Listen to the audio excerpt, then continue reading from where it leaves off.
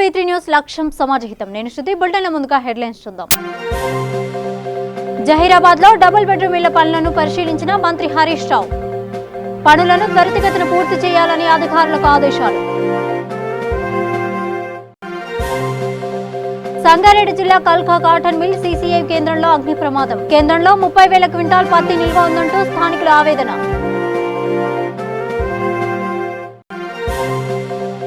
ఆదిలాబాద్ జిల్లాలో దారుణం.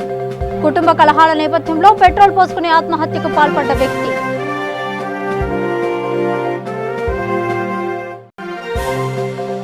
చిత్తూరు జిల్లా జనసేన పార్టీ ఆధ్వర్యంలో మీడియా సమావేశం. నియోజకవర్గ మండల స్థాయి కమిటీని నియమించినట్లు వెల్లడించిన ఇన్ఛార్జ్ కోటా చంద్రబాబు. నిజామాబాద్ జిల్లాలో వికలాంగుల హక్కులపై బహిరంగ సమావేశం. వికలాంగుల సమస్యల పరిష్కారంలో ప్రభుత్వం పూర్తిగా విఫలమైందని ఆగ్రహం. వివరాల్లోకి వెళ్తే సంగారెడ్డి జిల్లా జహీరాబాద్ పట్టణంలో డబుల్ బెడ్రూమ్ ఇళ్ల పనులను మంత్రి హరీష్ రావు పరిశీలించారు. అనంతరం మున్సిపల్ కార్యాలయంలో వివిధ శాఖల అధికారులతో కలిసి సమీక్షా సమావేశం నిర్వహించారు. ఈ సమావేశంలో పెండింగ్ పనులపై అధికారులను అడిగి తెలుసుకున్నారు. 2 సంవత్సరాల క్రితం వివిధ అభివృద్ధి పనుల నిమిత్తం నిధులు, పనులను త్వరితగతిన పూర్తి చేయడంలో నిర్లక్ష్యం చోటు చేసుకోవడం పట్ల అసహనం వ్యక్తం చేశారు. ఈ కార్యక్రమంలో ఎమ్మెల్యే మాణిక్రావు తదితరులు పాల్గొన్నారు.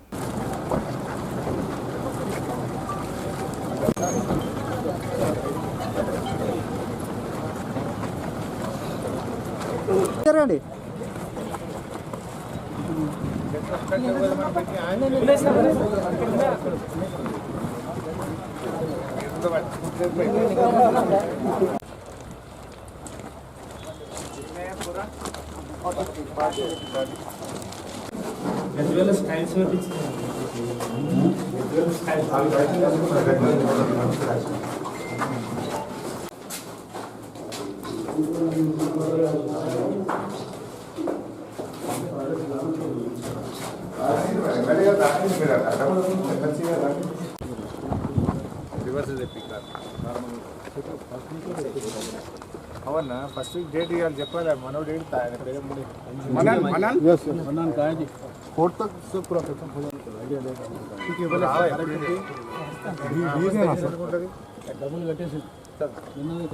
ఎలక్ట్రిసిటీ డిఈని మున్సిపల్ ఆఫీస్కి రమ్మ. నీ బాధ్యత. ఇప్పుడు నేను డేట్ ఇచ్చిపోతా. అన్ని పనులు జరిగి పర్ఫెక్ట్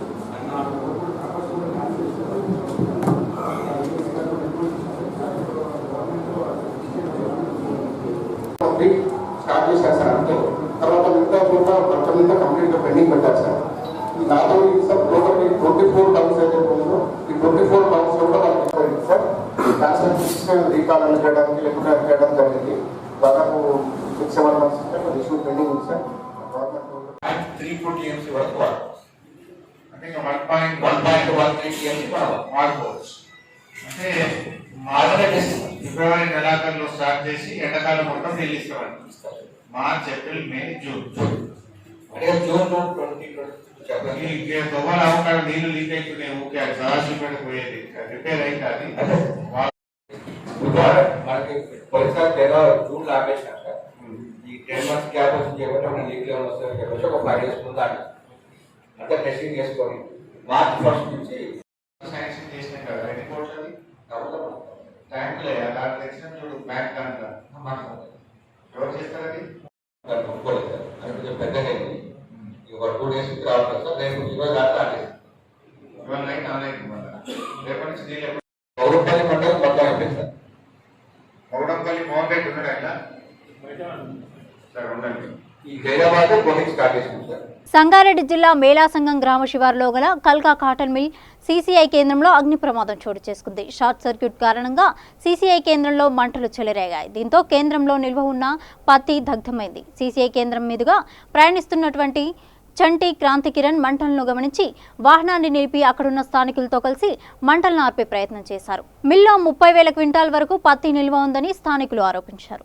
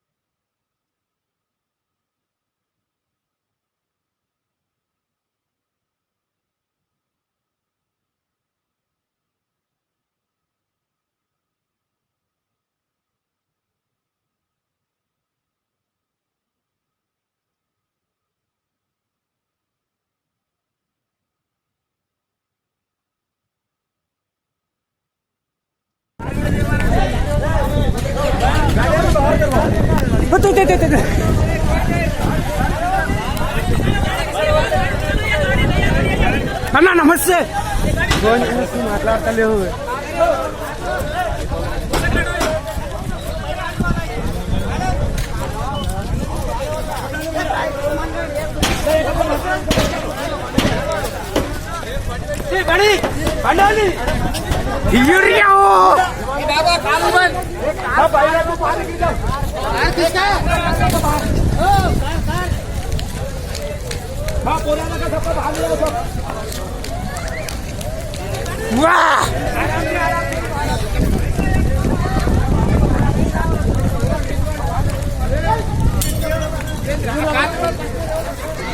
ఆదిలాబాద్ జిల్లా కేంద్రంలోని బాలాజీ గార్డెన్ సమీపంలో దారుణం చోటు చేసుకుంది. కుటుంబ కలహాల నేపథ్యంలో కమలేష్ కతోడియా అనే వ్యక్తి పెట్రోల్ పోసుకుని ఆత్మహత్యకు పాల్పడ్డాడు. బాలాజీ గార్డెన్ వద్ద ద్విచక్ర వాహనంపై వచ్చి పెట్రోల్ పోసుకుని నిప్పండించుకుని సజీవ దహనమయ్యాడు. సంఘటనా స్థలానికి చేరుకున్న Adilabad rural CI Purushottam case నమోదు చేసి దర్యాప్తు చేపట్టారు.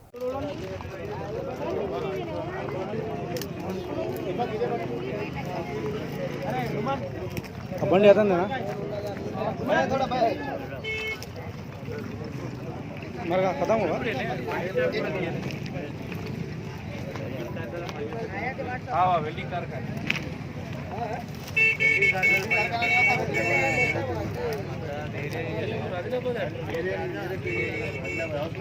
చిత్తూరు జిల్లాలో శ్రీకాళహస్తి పట్టణంలోని జనసేన పార్టీ నియోజకవర్గ ఇన్ఛార్జ్ కోట చంద్రబాబు ఆధ్వర్యంలో ఆర్ఆర్బీ కళ్యాణ మండపంలో మీడియా సమావేశం నిర్వహించారు. ఈ సందర్భంగా నియోజకవర్గ మండల స్థాయి కమిటీని నియమించారు. ఈ సమావేశంలో వారు మాట్లాడుతూ పట్టణ అధ్యక్షుడిగా కొట్టా సాయి ప్రసాద్ ని ఎన్నుకోవడం జరిగిందని తెలిపారు. ఎన్నుకోబడిన నాయకులు జనసేన పార్టీ అభివృద్ధికి కృషి చేయాలని కోరారు.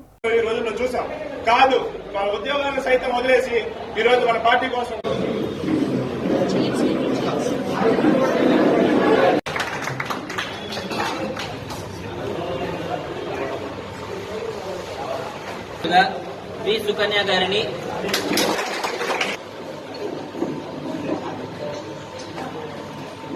అధ్యక్షులుగా వి మునికుమార్ గారిని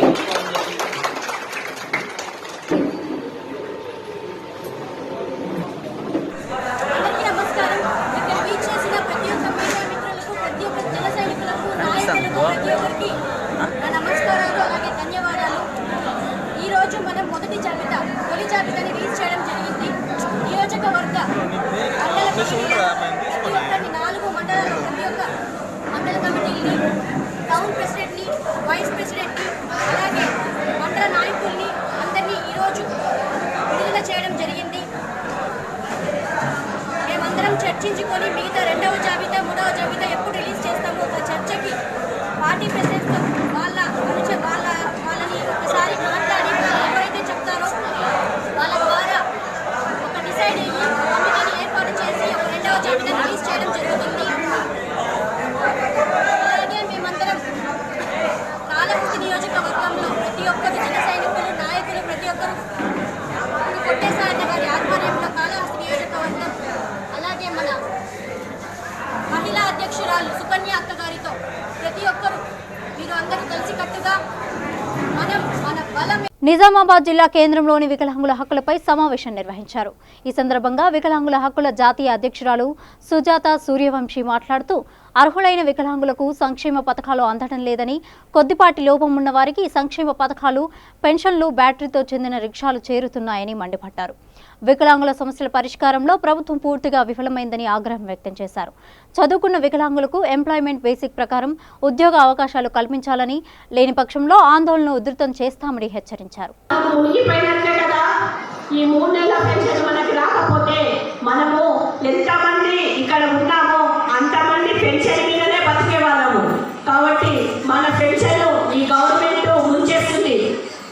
అంటే వికలాంగుల పెన్షన్, వృద్ధుల పెన్షన్, వితంతువుల పెన్షనే కేసీఆర్ గారికి తక్కువ పడుతుంది. మనమే అంటే కేసీఆర్కి మనము సాయం చేస్తున్నట్లే కదా మన పెన్షన్ ఇచ్చి. అయినా కానీ మనల్ని ఉంచిన ఏ ప్రభుత్వం కూడా ముందుకు పోనీయము. మనం తెలుసుకుంటే ఈరోజు ప్రభుత్వంలో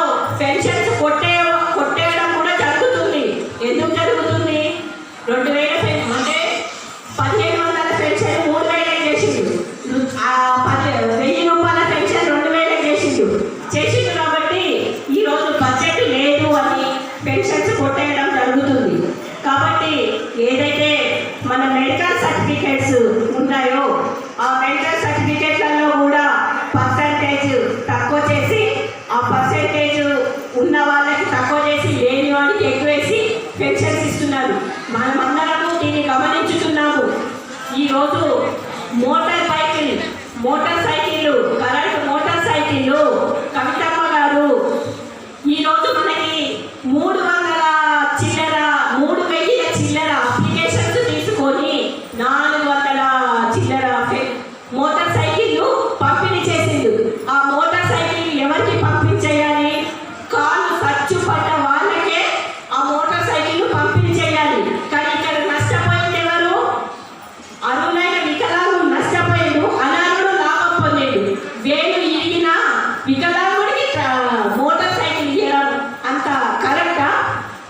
అంటే ఇక్కడ రాజకీయ నాయకులు మళ్ళీ ఈ ప్రభుత్వము అంటే ఎవరితో ఆట ఆడుతున్నారు? వికలాంగులని, వృద్ధులని, వితంతులని పెట్టుకొని ఒక ఆట ఆడుకుంటున్నారు. అదే వికలాంగులు, వృద్ధులు, వితంతులు ఇది అట్లా కాదు. మనము చేసిన విధానం ఏంటంటే అందరం గ్రామానికి చెందిన ఒక వికలాంగుడు. హైదరాబాద్ కొత్తపేటలోని శ్రీరామ డిగ్రీ కళాశాలలో మహాత్మా గాంధీ వర్ధంతి సందర్భంగా ఎప్సో ఆధ్వర్యంలో సెమినార్ ఏర్పాటు చేశారు. ఈ కార్యక్రమానికి రాష్ట్ర ప్రధాన కార్యదర్శి డాక్టర్ కాచం సత్యనారాయణ అధ్యక్షత వహించారు. ఈ సందర్భంగా ఆయన మాట్లాడుతూ దేశంలో శాంతి సౌభ్రాతృత్వం నెలకొల్పేందుకు తమ వంతు పాత్రగా రేపటి భావితరాలైన విద్యార్థులకు అవగాహన కల్పించేందుకు ఇలాంటి సెమినార్లు ఏర్పాటు చేశామని అన్నారు. మనం ఎందుకు ఆ రాజ్యాంగాన్ని రాసుకున్నాం? ఆ రోజు ఉన్నటువంటి పరిస్థితి ఏంటి, నేపథ్యం ఏంటి? 70 సంవత్సరాల కింద రాసుకున్నటువంటి రాజ్యాంగాన్ని ఇప్పటివరకు అమలు చేయడంలో ఎన్ని సందర్భాల్లో దాన్ని రివ్యూ చేసుకున్నాం, ఎన్ని సందర్భాల్లో అమెండ్మెంట్స్ వచ్చినాయి. ఆ విషయంతో పాటు హ్యుమానిటీ ఎందుకు అవసరం? హ్యుమానిటీ లేకుండా మానవత్వాన్ని కోల్పోయి ప్రపంచంలో యుద్ధాలు వచ్చేటువంటి పరిస్థితి వస్తుంది. అసలు యుద్ధం ఎందుకు వస్తుంది? అమెరికా సామ్రాజ్యవాదం ఏం చెప్తున్నది? అమెరికా వాళ్ళు యుద్ధం రావడం కోసము వాళ్ళకు ఉన్నటువంటి వెపన్స్ ని అమ్ముకోవడం కోసం ఒక యుద్ధ వాతావరణాన్ని సృష్టించి ఒక బేరింగ్ చేసుకోవడం కోసం కొత్త క్రియేట్ చేస్తారు. ఇప్పుడు మనం చిన్న ఎగ్జాంపుల్స్ గతంలో జరిగినటువంటి సంఘటన మెడికల్ కొత్త ఒక రోగం వస్తుంది, లేదా ఒక వ్యాధి వస్తుంది. దానికి సంబంధించినటువంటి కంపెనీస్ ఒక 2 మెడిసిన్స్ తయారు చేసి ఫస్ట్ ఒక వైరస్ దాన్ని ఇప్పుడు కరోనా కూడా అదే యాక్చువల్లీ చేయలేదు. కరోనా మనం బ్రహ్మంగారు ఎప్పుడో చెప్పిండు, ఈశాన్య దిక్కున 1 కోట్ల మంది జరుపుదురు గాలి వ్యాధులు అని చెప్పాడు. మనం దాన్ని ఎవరికి ఇప్పుడు వీరబ్రహ్మంగారు ఇప్పుడు ఆయన ఎవరటం ఏ సినిమాలో కనిపించే కదా అనే పరిస్థితి ఉన్నాం.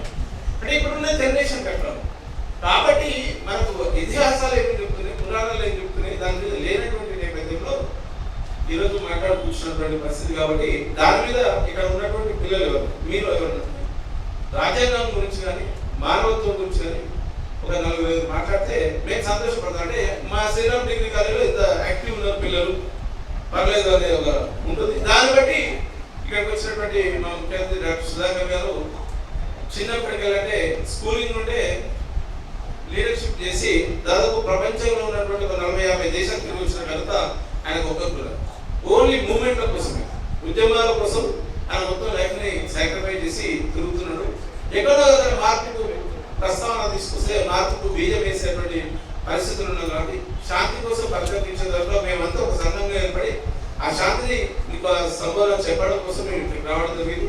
అడగగానే మాకు మీ యాజమాన్యం మాకు ఈ అవకాశం కల్పించిన రమేష్ గారికి ప్రత్యేక ధన్యవాదాలు చెప్తూ వీళ్ళు ఎవరైనా కాన్స్టిట్యూషన్ గురించి ప్లస్ హ్యుమానిటీ గురించి మాట్లాడితే సంతోషపడతాం. Thank you. జగిత్యాల జిల్లా కొడిమ్యాల ప్రాథమిక ఆరోగ్య కేంద్రం ఆధ్వర్యంలో నాచపల్లి గ్రామంలో మెడికల్ హెల్త్ క్యాంప్ క్షయ నివారణ శిబిరం నిర్వహించారు. ఈ శిబిరంలో 156 మందిని పరీక్షించి 37 మందిని క్షయవ్యాధి పరీక్షలకి జగిత్యాల ఏరియా హాస్పిటల్కి తరలించారు. ఈ శిబిరంలో డిపిఎంఓ దేవ్సింగ్ కుష్ఠవ్యాధిపై అవగాహన కల్పించారు. ఈ కార్యక్రమంలో మండల MP Meneni Swarnalatha, sarpanch Ambati Latha, MPDO Ramesh, supervisor Jagadish, lab technician Samrat, ANM Rajeshwari, ASHA వర్కర్లు పాల్గొన్నారు. అందరికీ నమస్కారం. ఈరోజు నాచుపల్లి గ్రామంలో టీబీ ఈసీఎఫ్ క్యాంప్ పెట్టడం జరిగింది. ఈ క్యాంపులో 156 మందిని పరీక్షించగా మనకి 37 మందికి టీబీ ఎవరికైతే టీబీ లక్షణాలు ఉన్నాయో వాళ్ళందరికీ కూడా తెమ్డ పరీక్షకు పంపించడం జరుగుతుంది. సిబినాట్ టెస్ట్ డిస్ట్రిక్ట్ హాస్పిటల్ జగిత్యాలలో ఉంటుంది. సో సో ఆ సిబినాట్ టెస్ట్కి మనం పంపించడం జరుగుతుంది. దాని తర్వాత ఎవరికైతే టీబీ వస్తుందో, పాజిటివ్ వస్తుందో వాళ్ళకి ట్రీట్మెంట్ స్టార్ట్ చేయడం అనేది జరుగుతుంది. ఈ ట్రీట్మెంట్ కూడా 6 నెలలు ట్రీట్మెంట్ కోర్స్ ఉంటుంది. అలాగే తెలంగాణ ప్రభుత్వం కూడా వీళ్ళకి నెలకు ఫుడ్ తీసుకోవడం గురించి 500 ఇన్సెంటివ్స్ కూడా వేయడం జరుగుతుంది. కాబట్టి ఈ టీబీ లక్షణాలు ఎవరైతే జ్వరం కానీ, దగ్గు కానీ, 15 రోజుల నుంచి దగ్గు రావడము, చలితోటి జ్వరం రావడం, ఇటువంటి లక్షణాలు ఎవరికి ఉన్నా కానీ తెమిడ పరీక్ష చేయించుకోండి. ఇంకెవరైనా మిస్ అయిన వాళ్ళు ఉన్నా కానీ ప్రాథమిక ఆరోగ్య కేంద్రంకి వచ్చి తెమిడ పరీక్ష మన దగ్గర కూడా చేయడం జరుగుతుంది. సో వీళ్ళందరూ కూడా చేయించుకోవాలని కోరుతున్నాను. యాదాద్రి భువనగిరి జిల్లా నారాయణపూర్ మండలం ఎంవీఓ రాష్ట్ర ఉత్తమ ప్రధానోపాధ్యాయ అవార్డు గ్రహీత నారాయణపురం జెడ్పీహెచ్ఎస్ హైస్కూల్ ప్రధానోపాధ్యాయులు గుర్రం వెంకటేశ్వర్లు పదవీ విరమణ సన్మాన సభ కార్యక్రమం ఘనంగా నిర్వహించారు. ఈ కార్యక్రమంలో ముఖ్య అతిథిగా జిల్లా కలెక్టర్ అనిత రామచంద్రన్, తెలంగాణ ప్రభుత్వ whip Kanna Prabhakar, V3 news channel MD Kajam Satyanarayana Gupta పాల్గొన్నారు.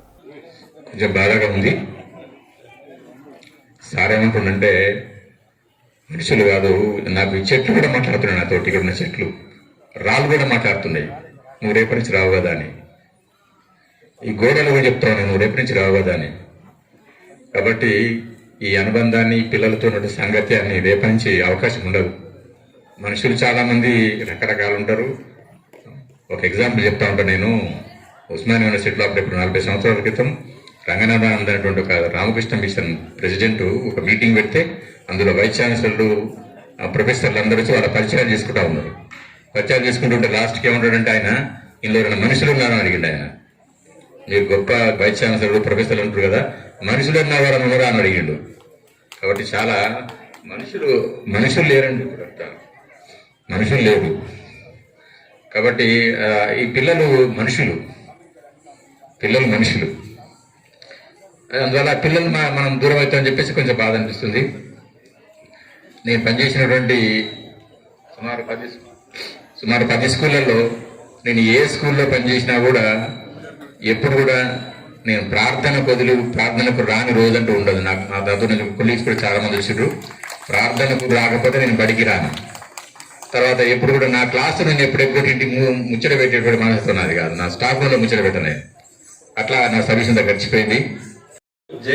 దానికి సంబంధించినటువంటి అధికారులు ఎవరైతే వాళ్ళు వచ్చి వాళ్ళు అడుగుతారు, సార్ మీరు ఎట్లా మరణ శిక్ష అమలు అవుతుంది, మీ కోరిక ఏంటి అంటే, ఏం లేదు, ఆ బయట ఉన్నటువంటి ఫిడల్ వాయించే మనిషిని తీసుకొని రండి అని చెప్పేసి చెప్తారు. ఆ ఫిడల్ వాయించే మనిషి తీసుకొని వస్తారు. ఆయన వచ్చినప్పుడు ఈయన సోక్రటీస్ ఆయనతో నేర్చుకుంటాడు. ఆ ఫిడల్ వాయించడం అనేటువంటిది కూడా నేర్చుకుంటాడు.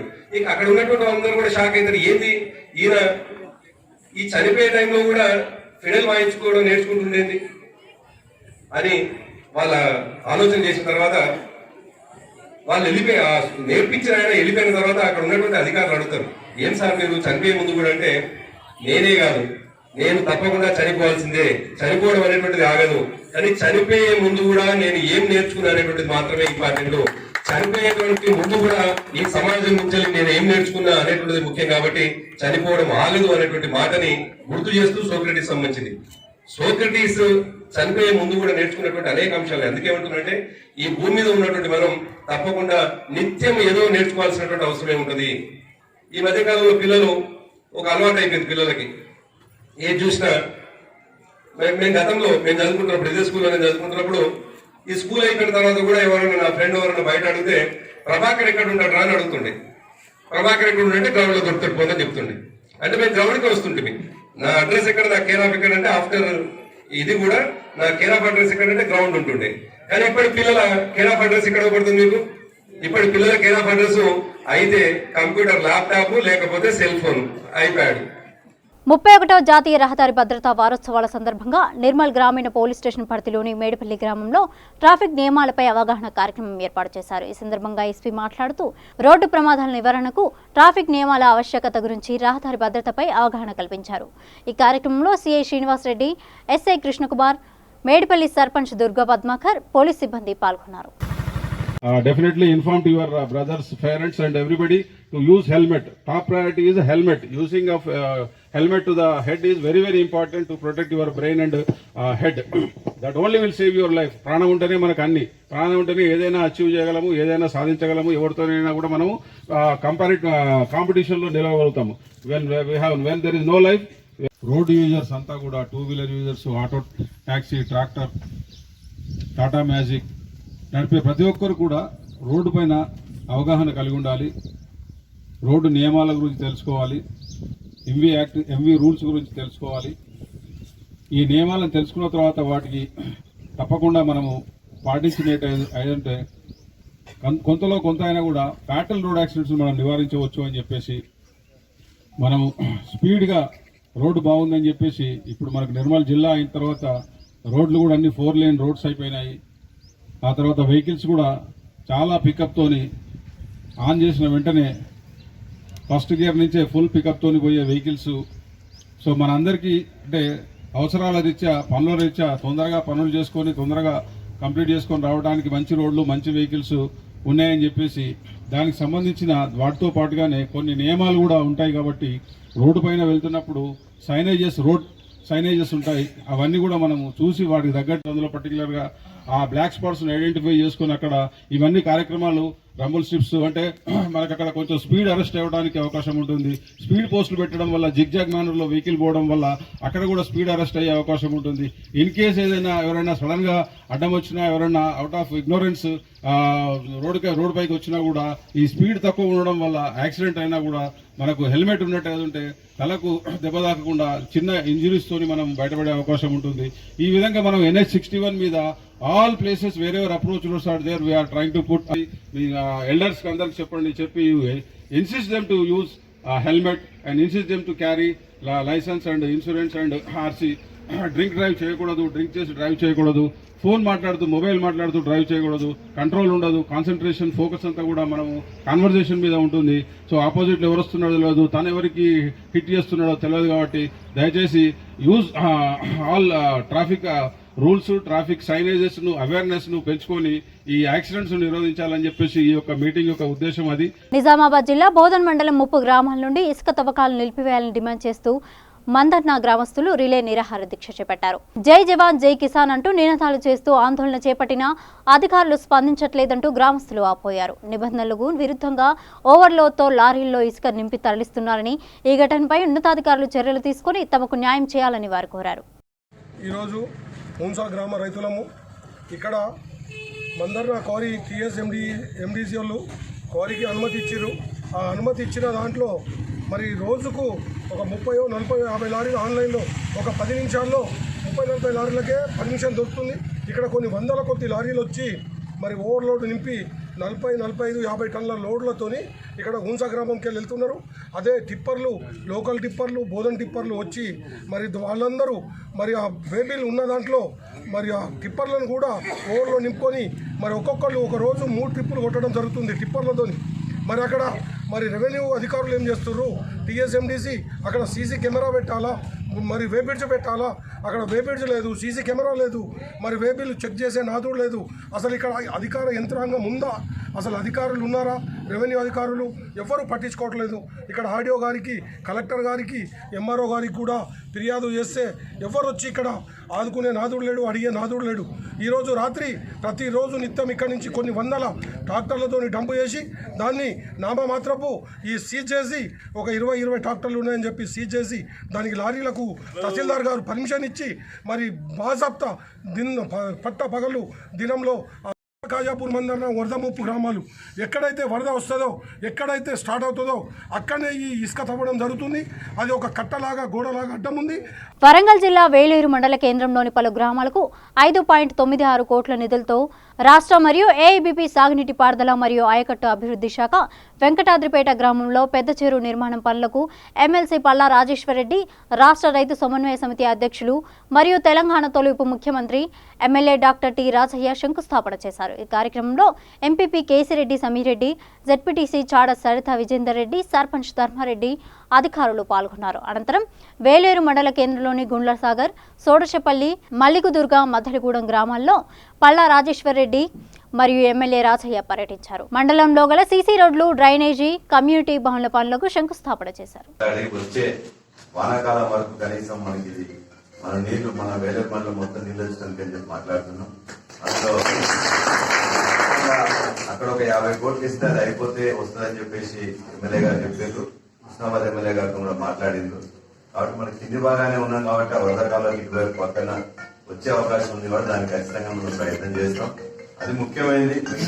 చిన్నవి మనం గ్రామ ప్రగతి, పల్లె ప్రగతి స్టార్ట్ అయిన తర్వాత అనేక ఖచ్చితంగా నిధులు వస్తున్నాయి. దాని గ్రామాలన్నింటిలో కూడా చూస్తుంటే ఇప్పుడు నేను వస్తుంటే నేను అన్ని గ్రామాలకి వెళ్ళి చిన్నపండి మొదలు ఇక్కడికి వస్తుంటే ప్రతి గ్రామం కూడా ఇంత ముందు కంటే శుభ్రంగా అవపడుతున్నది. మంచిగా ప్రతి ఇంట్లో కూడా చెత్త పుట్టలు ఇస్తున్నారు. ఇప్పుడు మధ్యలో కూడా ఇచ్చినాం. అదేవిధంగా ఇక్కడ కూడా చూస్తే పీసర్లు చూసినట్లయితే ఎవరికి వాళ్ళు మంచిగా చెత్త, పొడి చెత్త, తడి చెత్త అంటూ కూడా రింగులు వేసి పెట్టుకొని ఉన్నదాన్ని పెట్టేయాలని చెప్పేసి రెవెన్యూ ప్లాంటేషన్ రోడ్డు పక్కన చెట్టు కూడా పెట్టడం కూడా ఇవన్నీ బాగానే చేస్తున్నారు. ఇప్పుడే ఒకసారి మొదలు పెట్టినట్లయితే వచ్చే సంవత్సర కాలంలో ప్రతి గ్రామం కూడా పచ్చ గ్రామం, పరిశుభ్రమైన గ్రామం అయితే మిత్రుడు మోహన్ ఇప్పుడే చెప్తూ కొన్ని రోడ్లు కూడా కావాలి ఇక్కడ అన్నారు. ఎంపీపీ గారిని అడిగితే ఒక 10 లక్షల రూపాయలు ఎన్ఆర్ఈజీలో పెడుతున్నాం, అది వస్తుందని చెప్పి చెప్పిండ్రు. అది నా దగ్గర ఉన్న ఫండ్స్ లో దాదాపుగా 1 కోటి రూపాయలు ఇచ్చేసిన. అయితే ఎట్లైనా చేసి మళ్ళీ ఒక మహిళా కమ్యూనిటీ హాల్ కొంత కట్టుకుందాం, మిగతా కంప్లీట్ చేయాలన్నారు. దానికి సంబంధించి మాత్రం 5 లక్షల రూపాయలు నేను ఇచ్చేసి అది నా దగ్గర ఫండ్స్ వస్తాయో ఎట్లా చేస్తా చూసి మొత్తం మీద వారం రోజుల లోపల నేను ఆర్డర్ ఇస్తాను. మిగతా కూడా మీరు అది కట్టి కంప్లీట్ చేసుకోవచ్చు. 5 లక్షల రూపాయలు మంజూరు చేయడం జరిగింది. అందరూ చెప్పండి కొట్టాలా. 5 లక్షలతో ఆ కమ్యూనిటీ హాల్ పూర్తి కాదు కాబట్టి ఎంత ఒకసారి 10 లక్షలు మంజూరు చేస్తే టెండర్ అవుతుందన్న ఉద్దేశంతో 4,99,000 రూపాయలు మంజూరు చేయడం జరిగింది. అది పూర్తి చేస్తే ఇంతకుముందు మా రవీందర్ గారు చెప్పారు, మరి 2 నెలల్లో పూర్తి చేస్తామన్నారు. 2 నెలల్లో పూర్తి చేశారంటే అదనంగా మళ్ళీ కూడా 4,95,000 రూపాయలు తప్పకుండా వారి ద్వారా మళ్ళా మంజూరు చేస్తారని చెప్పేసి తెలియజేసుకుంటూ, ఇక్కడ గతంలో మరి గాలి దుమారాలు వర్షం రావడంతో ఎస్సీ కాలంలో ఇల్లు మొత్తం కూడా కూలిపోవడం జరిగింది. అప్పుడెప్పుడో 1983-85 ఆ ప్రాంతంలో కట్టిన ఇల్లు ఆ స్కీము. ఇక్కడ కూడా మన మురుగ జంగల్ గంగిరె జిల్లాకు సంబంధించిన వాళ్ళు ఇక్కడ కూడా ఇల్లు ఉన్నాయి. సో ఆ రోజు వచ్చినప్పుడు మనము అదే స్థలంలో ఇల్లు కట్టిస్తామని చెప్పినాం. తెలంగాణ ప్రభుత్వం రెండోసారి అధికారంలోకి వచ్చిన తర్వాత ఎక్కడైతే ఇంటి స్థలం ఉంటుందో గుడిసై గుణె లేదా పెరడు ఉంటే అక్కడే ఇల్లు కట్టేయడానికి ప్రభుత్వం నిర్ణయించడం జరిగింది. మార్చి ఎన్నికల తర్వాత తప్పకుండా మనం ఇల్లు ఇచ్చే కార్యక్రమానికి శ్రీకారం చుడతాం. బులెటిన్ బిగించే ముందు హెడ్లైన్స్ మరోసారి చూద్దాం. జహీరాబాద్ లో డబుల్ బెడ్రూమ్ ఇళ్ల పనులను పరిశీలించిన మంత్రి హరీష్ రావు. పనులను త్వరితగతిన పూర్తి చేయాలని అధికారులకు ఆదేశాలు. సంగారెడ్డి జిల్లా కల్కా కాటన్ మిల్ సీసీఐ కేంద్రంలో అగ్ని ప్రమాదం. కేంద్రంలో 30,000 క్వింటాల్ పత్తి నిల్వ ఉందంటూ స్థానికుల ఆవేదన.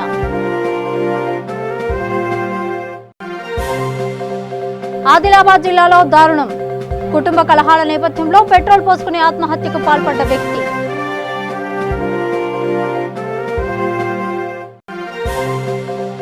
చిత్తూరు జిల్లా జనసేన పార్టీ ఆధ్వర్యంలో మీడియా సమావేశం.